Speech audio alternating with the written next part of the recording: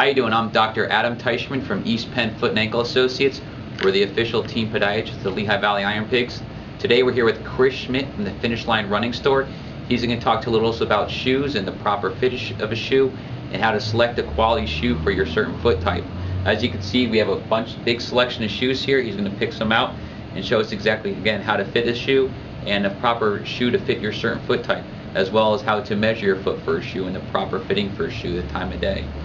So, we'll welcome Chris Schmidt to the Finish Line. He'll explain everything to us, and as well as talk about the Finish Line Running Store.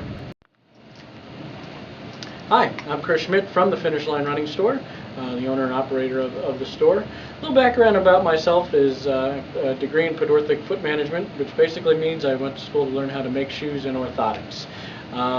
With that training, I teach my staff on how to properly fit shoes from beginning to end. We will measure your foot when you come in the door, try to identify your foot type, try to educate you a little bit about your foot type and what's going on, why you're purchasing a pair of shoes, and why we're going to specifically pick the pair of shoes that will be correct for you. We may watch you walk, we can watch you run, we can do some static poses with your feet just to kind of see what's happening, which will simulate a little bit of what's going on while you're walking and or running, or just standing and being all day. So let's start first with a motion control shoe. A motion control shoe basically is defined by the shape of the bottom of the shoe. If you can imagine, draw an imaginary line from the middle of the heel to the big and the second toe. That line is pretty even, and there's evenness on both sides of that line. Motion control shoe is generally for the very flat and over-pronated feet. In addition to the shape of the shoe also will have an extra medial post or inside portion of the shoe. If you look at the shoe, there's white and then there's a grayer density. That grayer density is a little firmer, a little stiffer, so as that foot starts to come down and roll in or over-pronate, we're giving the foot a little something stronger to come down on to help that foot guide it through the step completely. So here we're going to talk about the shoe in the mild pronation category, or the stability category. Here, measuring the last again of the shoe, the shape of the shoe from the bottom, if we draw that imaginary line from the middle of the heel to the big and second toe, we're going to have a little bit more flare with this shoe to the lateral or to the outside portion of the shoe. To help make the shoe a stability shoe or a slight pronation shoe, we're still going to work with that medial wedge along the inside. Again, you'll see that grayer density, maybe not as big as what was in the motion control shoe, and the fact that the shoe has a little bit more curve to it, we're going to allow the foot to pronate slightly, but still control that foot if it starts to go a little bit past what normal pronation would be. And here we have a neutral shoe. This is for your biomechanically correct runner, somebody who is efficient, or maybe somebody who may be a slightly underpronator, or what we would call a supinator. Going back to the bottom of the shoe and measuring that last, here again, if you draw that imaginary line from the middle of the heel to the big and second toe, again there is more flare to the lateral side. Your neutral or supinator shoes also will not have any posting along the inside. We would want to encourage this runner to pronate slightly and to encourage them through the step completely. So by adding any medial wedges here would be a disadvantage to that runner. So let's talk about the customer who has an orthotic made for them from Dr. Teichman's office to help control pronation. They initially shopped with us and got a motion or a slightly pronated or mild pronating shoe, but still the shoe wasn't offering enough support for them. So they visit Dr. Teichman's office and have been fitted for a orthotic that is basically doing what is needed for them and supporting their foot completely. We are now able to move that person from a shoe that has that medial posting to a shoe that is now more neutral.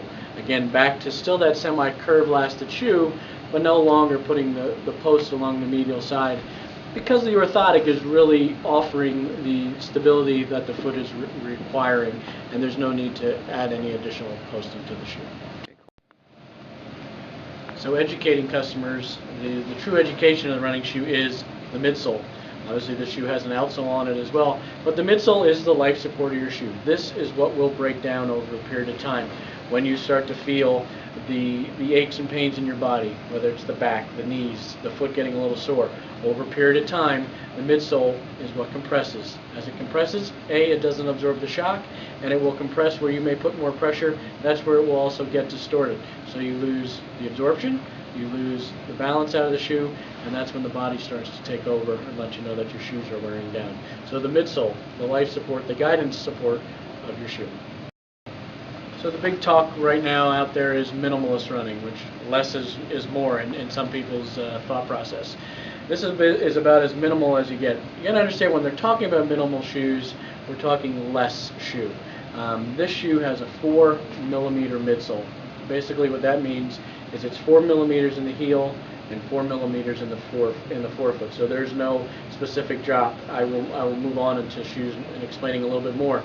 Minimalist running is really a style and a form. This is a foot covering. This shouldn't be complicated as anything supporting your foot or anything else. It's really more of a covering to protect you from the streets, maybe the trails, and just to give yourself a little extra covering. You can understand that you can also do minimalist running in a shoe that still, we're talking midsoles, that has a little bit more, but less than what a normal midsole would be. Here, we're talking millimeters in midsoles from about 22 to 11. I may be off a little bit on that, but again, not quite as much elevation in the heel to the forefoot. Lighter in weight, less on the upper.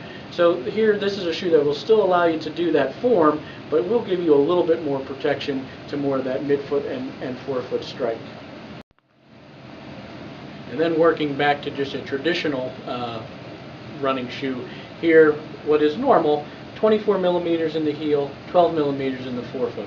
This is where most shoes and the foundation is made. So you can see, as we went from a 4 millimeter shoe to a 22 to 11 to a 24 12, how the differences in the heights. Obviously more heel, harder to keep yourself more to the forefoot. Obviously less shoe, easier to keep yourself closer to the ground. Okay. So let's talk about cleats for a little bit, since that is a big part of our business with people coming in. Actually at the store, we're kind of expanding into some of the cleat business with soccer and field hockey and a little bit of lacrosse. This specific shoe is from ASICS. ASICS has spent years of development on trying to build cleats and offering the athlete more. The biggest thing that they have done is they've taken a 10 millimeter heel lift or gradient lift into the shoe to offer the athlete, whether they're playing field hockey, lacrosse, and or soccer, more shoe than the traditional cleat.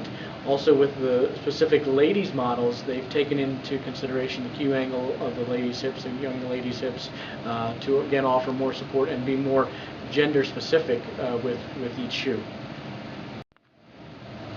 So let's talk a little bit about children's feet. For years, the parents have come in and have gotten running shoes for their kids just to help their Seaver's disease problem, which basically is a bruising of the heel or the growth plate of the heel not being formed yet. Well, ASICS has designed a multi-purpose cleat for soccer, football, baseball, or any really outdoor purpose. And again, a shoe here that has more of a midsole to give those kids more protection.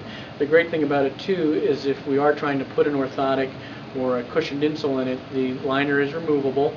And again, a midsole that is offering some cushioning and absorption, which you generally just don't get in cleats. Cleats tend to be very flat, will not absorb any shock. Fields are hard, and the constant pounding on a young kid's feet where the fat hasn't developed on their heel is just too much strain and too much stress. This allows the kid to maybe heal a little bit quicker and certainly feel more comfortable while they're out on the fields. So what is this I'm holding? This is a Brannick device, which most people don't see anymore. The Brannick device is the measuring stick for your foot.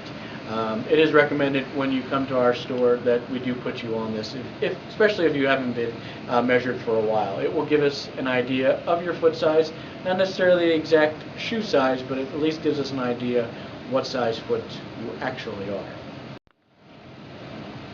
So ideally when fitting your shoe and after measuring your foot, if we can fit you midday or later in the day after you've been on your feet for a while, that is the ideal time. But of course we can fit you at any time during the day. When fitting the shoe, starting from the toes backwards, I generally like about a thumbnail's width from the end of your toe, and remember the end of your longest toe, that is. It could be your second toe, could even be your third toe, but ideally a thumbnail's width from the end of your longest toe. I also like to see a little bit of play running across the top of the shoe. During the course of the day, our feet will swell, so this gives the foot a little bit of expansion and not putting too much pressure on the toes of the shoe.